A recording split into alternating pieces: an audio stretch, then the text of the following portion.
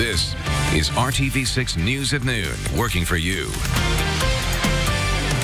And thank you for joining us here. I'm Lauren Casey. It is a Storm Team 6 alert day, and that means we want to get straight over to Todd Clausen so that you have what you need for this afternoon. Todd, what can we expect out there? Yeah, it's pretty quiet right now. There are some showers around the area, Lauren, but it's really later tonight and then into the overnight hours that we're in alert mode. That's the best potential for severe weather.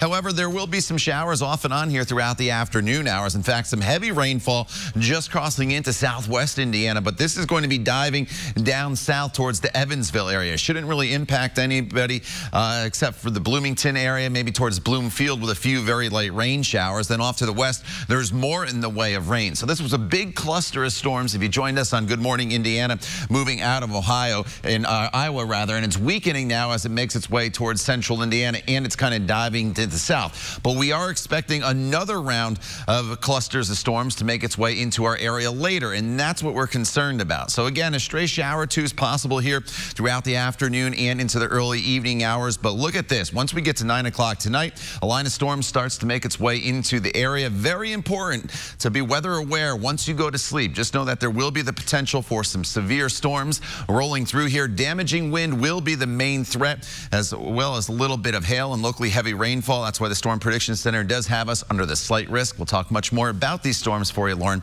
coming up in just a few minutes. Todd, thank you so much. Well, for the second time in a week, a group of people vandalized this Carmel Youth Sports Organization. Working for you, RTV6's own Graham Hunter has these surveillance pictures of the vandals.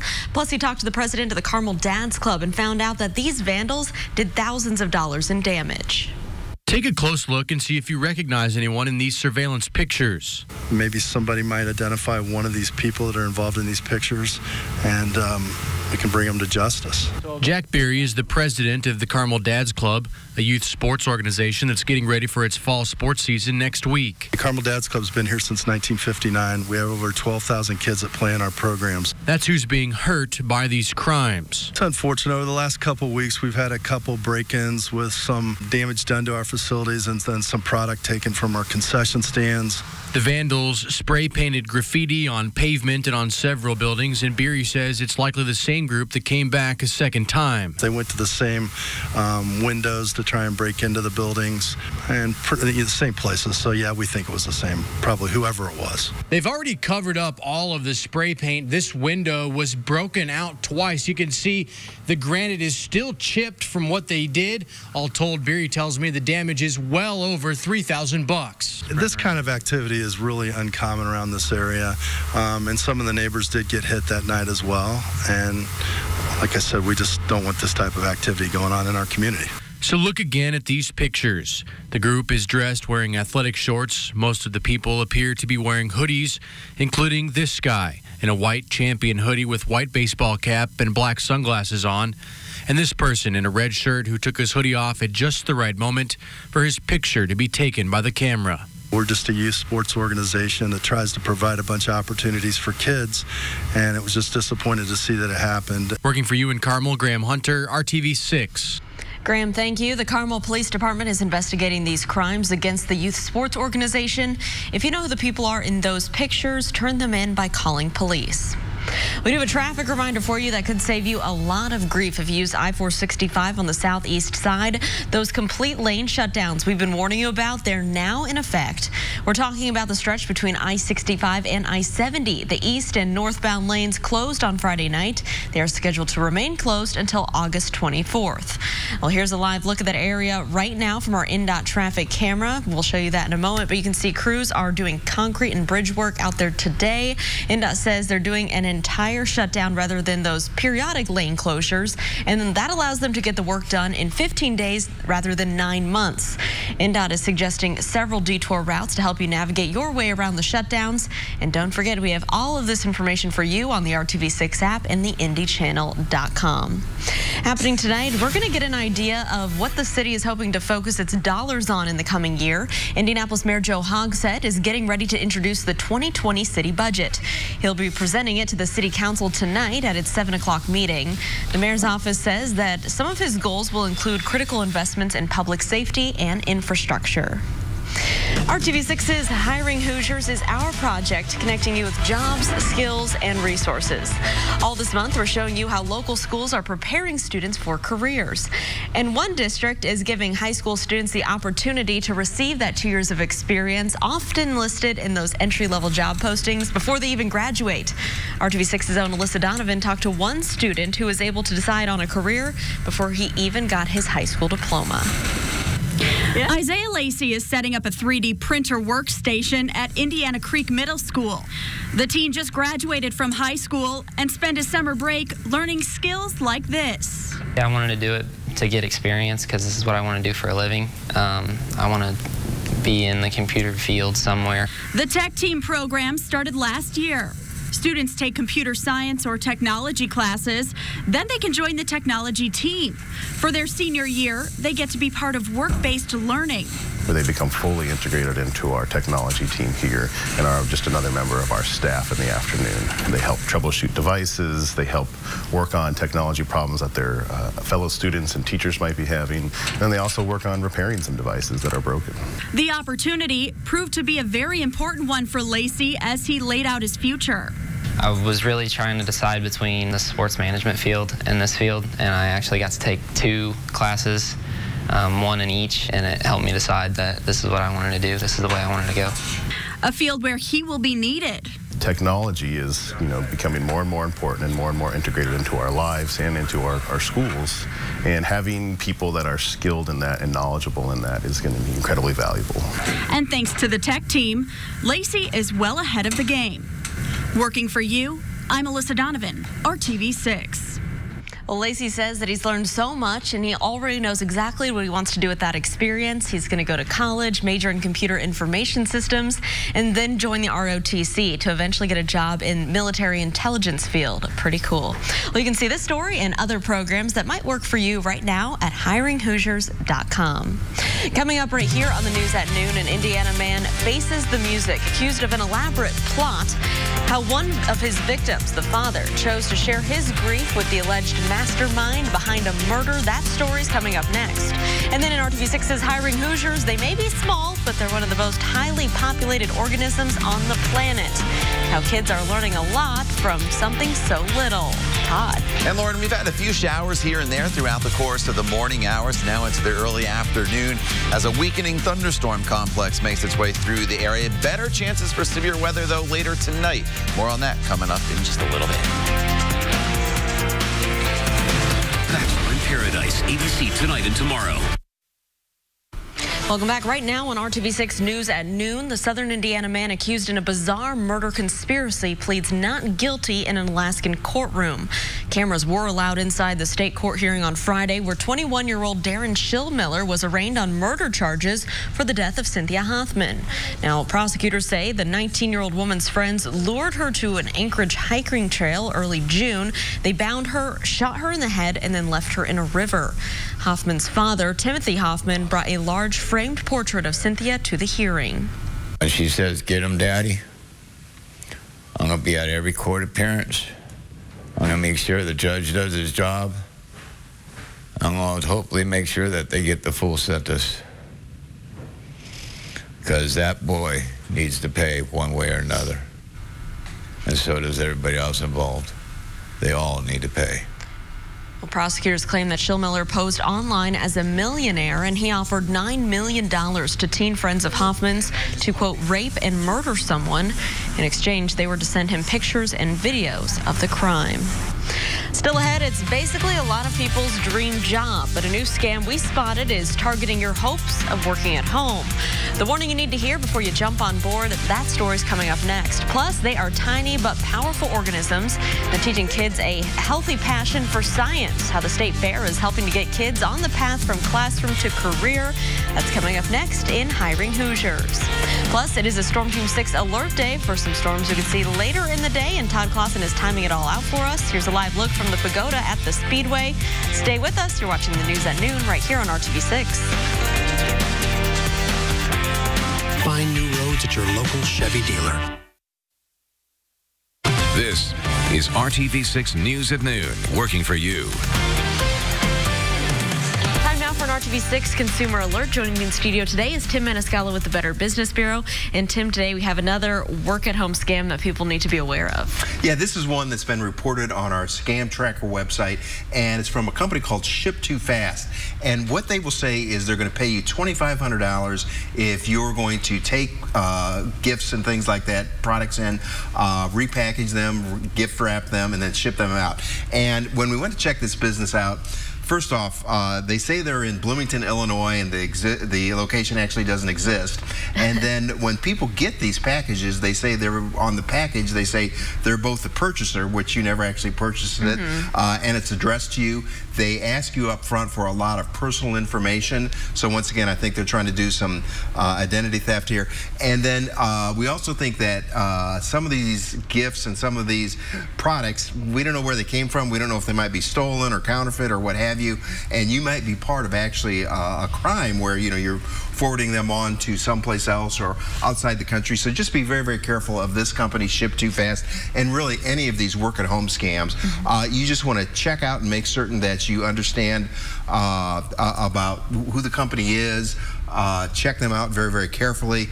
Make certain that you know the money and what the arrangements are for getting paid, those types of things. Check out refund policies and cancellation policies, those types of things. Before you do anything like that, check with an attorney, because we found very, very few of these work-at-home schemes that really work out. Just question any time that you're asked for upfront fees, that type of thing, because these people never got paid. And once again, we think you might be part of something that is illegal and you don't want to be part of. So just be careful of this company in particular, Ship Too Fast. All right, Tim, thank you so much. This has been an RTV6 Consumer Alert. Well, part of RTV6's Hiring Hoosiers initiative is focusing on the journey from classroom to career. And this week, there's an opportunity for your kids at the Indiana State Fair with an interactive exhibit getting students engaged in the world of science. RTV6's own Aaron Lish got an inside look at what children are learning about right now. Through Purdue Extension, they're getting experience with these tiny but powerful organisms that have a hand in everything we do. In the Mighty Microbes interactive exhibit, kids like Bella Strevel are learning about germs and stuff. Finding out more about microorganisms. That if you don't do stuff, you'll get all sick and stuff. The focus by Purdue Extension is to show kids how microorganisms produce many things like food, pharmaceutical products, and biofuels. All these different things are just teaching youth and kids about the science and technology and engineering and math and the power that we have behind the microbes that we have in our living world. You created an antibiotic by combining a specific type of fungus with sugar. This display leaving parents even impressed. It's quite interesting to show them the way some of the antibodies and the different viruses work and the way brewing works. The hope is to get kids interested in STEM at a young age so they can consider becoming a scientist one day. When they learn about the science and really the neat things, the occupations that they could potentially have going forward, it allows them to grow and to think about what opportunities they're going to have for the future. Bella's dad says this very well could be a future career path for her, but this allows her to decide while having fun. This shows them that anything of that nature can be enjoyable, and if it leads it to them, then we're absolutely for it. Working for you, Aaron Lish, RTV6. Aaron, thank you. And if you're heading out to the fair, maybe later today, you'll want to keep the Storm Shield app handy, Todd, because it is a Storm Team 6 alert day. And here's a live look outside right now. But what can we expect as the afternoon goes on? You know, as we go throughout the afternoon, there'll be a few storms in reference to the fair. I think they'll get most of the activities in. It's really after the gates probably close and more so overnight that we run the best risk of seeing some severe storms. So it is an alert day, and there'll be a few stray showers moving through, maybe a heavier downpour here throughout the afternoon hours. But again, it's tonight that the storm threat really ramps up with wind and heavy rain, the main threats as a complex of storms starts to make its way into the area. So here's how it kind of breaks down. And you notice through about 10 p.m., it's only about a 10 to 20% chance of an isolated shower. That's why if you do have plans this evening, I wouldn't cancel them at this point, but just know that there will be the chance of a quick shower or two. And then overnight tonight, look how the rain chances really start to ramp up. So here's what's going on right now on Live Storm Team 6 radar. And you see a few spotty showers showers and downpours here off to the east, Newcastle.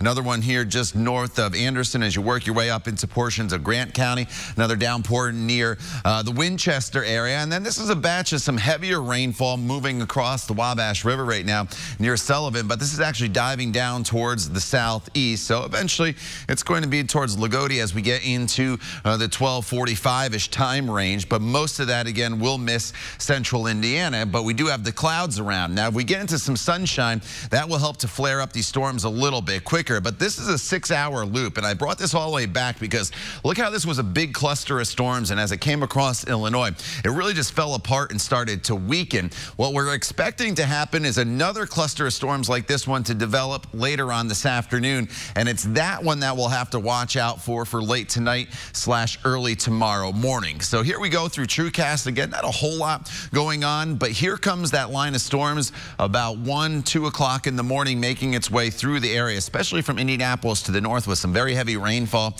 probably some vivid lightning, and also the potential for some gusty winds. But it should be through the area by time we get to the morning commute tomorrow. That's the good news. Here's the slight risk for a portion of central Indiana. Not everybody is going to get into this severe weather threat as we work our way throughout the overnight hours. Winds, by far the biggest threat with some localized flooding. Can't completely rule out the chance of maybe an isolated tornado, but that is not too high on our spectrum. A little better chance of some isolated tornadoes this afternoon across central Illinois. 77, it's mild, it's muggy with the clouds that are around. Temperature's not going to do a whole lot more here throughout the day today, climbing up into the mid-80s for your afternoon highs. But again, Storm Shield, a great tool to have overnight while you're sleeping. You can set it to your location, and that'll alert you if any warnings do get issued here throughout the overnight hours while you sleep. And then once we get past tomorrow morning's storm threat, beautiful weather. It looks like Wednesday, Thursday, and Friday, Lauren. Lots of sunshine, lower humidity, and temperatures in the mid-80s. All right, Todd, thank you so much. Well, still ahead right here on the news at noon. We'll have the latest look at court cases all across the nation. Stay with us. You're watching RTV6. Visit us at kaplingersfreshcatch.com. This is RTV6 News at Noon, working for you. Good afternoon. I'm Yori Tawalde. We're covering 2 important moments in 2 different trials on Court TV today. On the left, Eric Boyd, and on the right, Grant Amato. Attorneys gave closing arguments today in Boyd's murder trial. He's the 5th suspect to be tried for the brutal double murder of a young couple in Knoxville more than a decade ago. The last witness, the medical examiner, who testified about how Channon Christian and Chris Newsom died. Just the way how she was positioned and the way how she was tied to me was telling that she was alive and suffocated in the trash can. And prepare a report as to the cause and manner of death of Mr. Newsom? Yes. And what was your conclusion as to the cause of death? The main cause of death was multiple gunshot wounds. And the manner of death? The manner of death was homicide. Boyd is already serving a prison term for helping hide one of the killers. He faces a life sentence if convicted. And the penalty phase of Grant Amato's trial is underway. He was convicted last month of killing his parents and brother to fund his obsession with a Bulgarian webcam model. The same jury that found him guilty of murder will now decide between a sentence of life or death. That's the latest for now. Court TV will keep following all developments in both of these trials. Now back to you. All right, as you make your way out the door here this afternoon or this evening, just know that there will be the chance of a few spotty showers late tonight into the overnight hours. That's when we'll bring in the threat of severe weather with damaging wind, the main impact, as well as some locally heavy rainfall and lightning. Some storms could linger into your morning commute tomorrow, but then the second half of your Tuesday should be dry. Beautiful weather, though, Wednesday through Friday with lower humidity, lots of sunshine, and seasonable temperatures before the heat builds back in for the weekend. But at this point, Saturday and Sunday, Lauren, look to be completely dry. All right, great timing for the weekend, Todd. Thank you so much. And thank you for joining us and making RTV6 your choice for news. Come back here and join us for the news at 5 o'clock. We hope you have a great afternoon.